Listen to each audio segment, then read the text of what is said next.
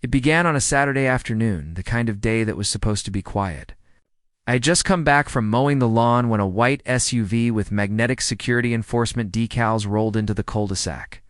Two men stepped out, both wearing uniforms that looked convincing at a glance, badges on their belts, radios clipped to their shoulders, sidearms and holsters that caught the sunlight. They didn't walk like real police, though. They strutted, too deliberate, like actors in a cheap crime show. And when they rang my doorbell with the force of a battering ram, I knew this wasn't going to be an ordinary HOA complaint. "Mr. Carter," the taller one barked when I opened the door. "We've had multiple reports of unregistered firearms on your property.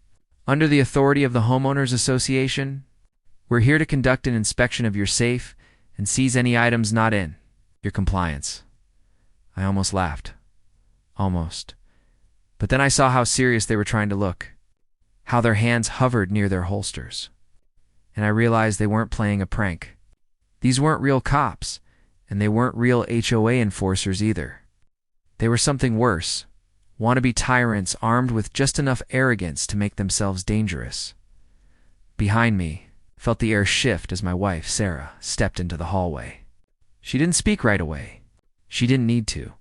Her presence alone changed the atmosphere. Sarah had spent 12 years in the Army, serving tours overseas in conditions these men couldn't imagine.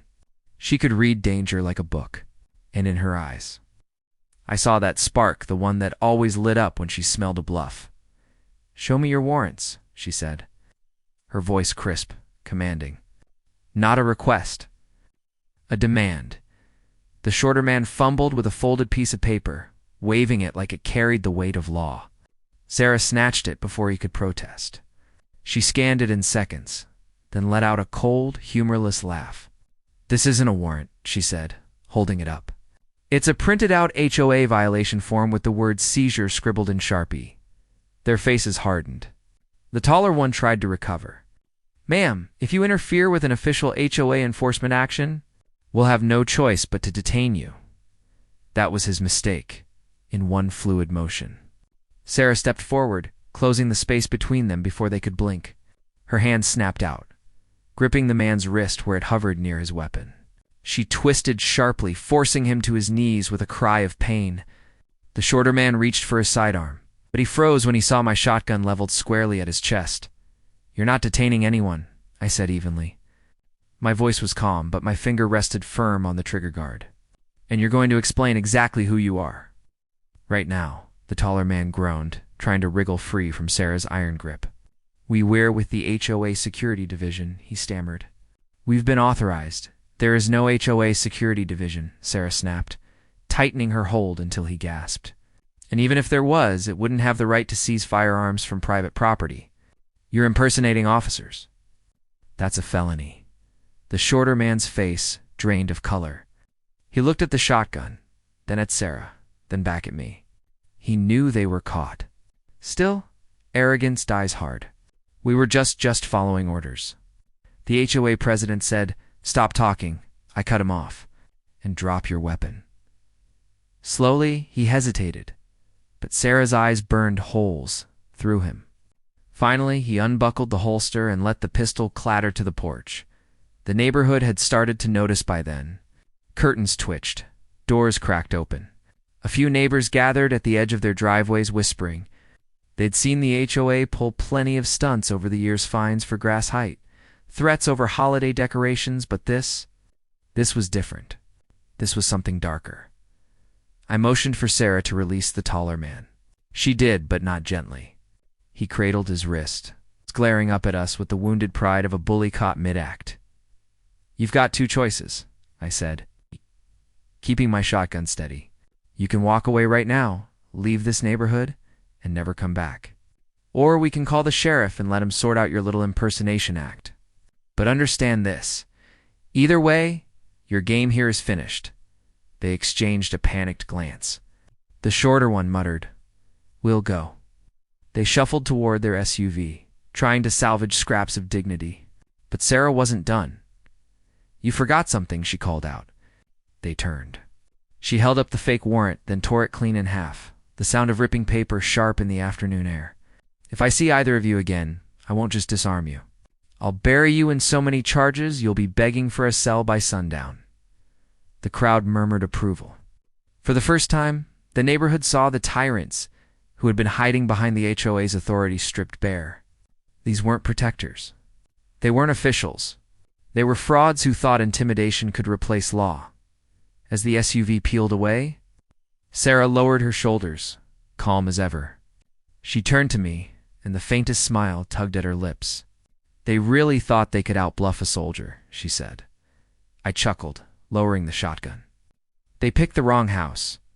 But deep inside I knew this wasn't over. The HOA president's name had been dropped, and that meant the rot ran deeper than two wannabe enforcers with fake badges. This wasn't just about my safe or my guns. This was about control, about a system where the HOA had forgotten its purpose and crowned itself sovereign. And if they wanted a war, they had just declared it against the wrong couple, wrong house. But deep down, I knew this wasn't finished. You don't slap down men like that and expect them to fade quietly into the background. Their mention of the HOA president hadn't been a slip, it was a breadcrumb, intentional or not, and it told me the scheme ran deeper than a couple of posers in fake uniforms. Sarah didn't waste time. After the SUV disappeared, she went straight to her laptop. Pulling up county databases and military-grade search tools she still had access to from her years in service, her fingers flew across the keyboard, her face lit only by the glow of the screen. I stood guard at the window, shotgun leaning against the sill, watching for the SUV's return. "This wasn't random," she muttered finally. "The HOA president Langford has a history. He's been sued 3 times for harassment, twice for overreach of authority. And look, here he's got a brother-in-law who runs a private security consulting firm out of a strip mall 2 towns over. I'd bet my pension those 2 wannabes came from him." I leaned closer. "And Langford sent them after us?" She nodded grimly. "Because you've resisted every fine, every threat. They want to make an example of us. Guns are just the excuse." I felt anger coil in my chest like barbed wire. This wasn't about safety or rules. It was about control. They wanted compliance through fear. They had chosen the wrong household to test their experiment. The next morning, we laid our plan. Sarah would infiltrate the HOA meeting scheduled for that evening. Members only, but she knew how to blend in.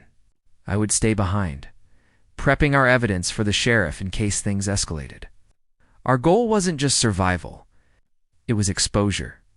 If the HOA was using fake enforcers to intimidate homeowners, the whole rotten structure needed to be ripped out at the roots.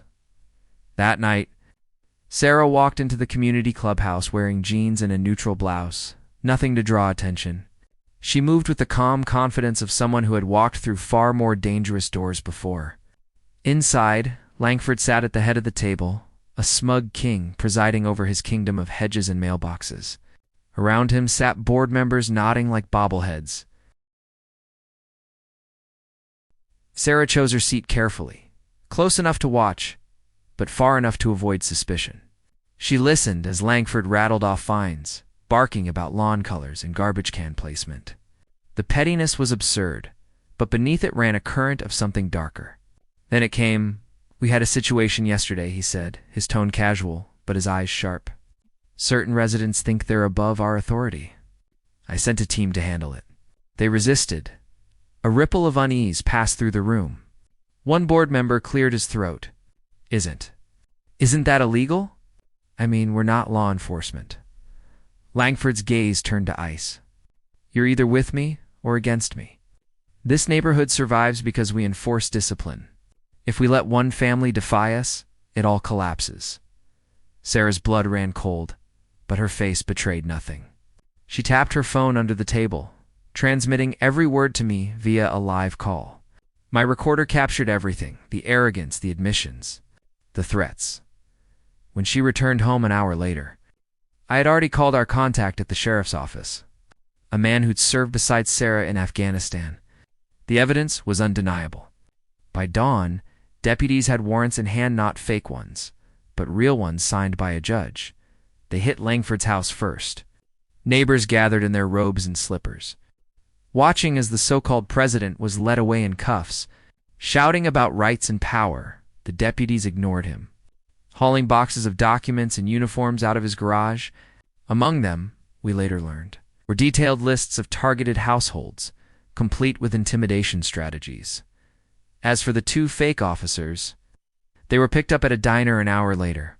Turns out their consulting firm was nothing more than a front for extortion. Their records littered with small-time scams.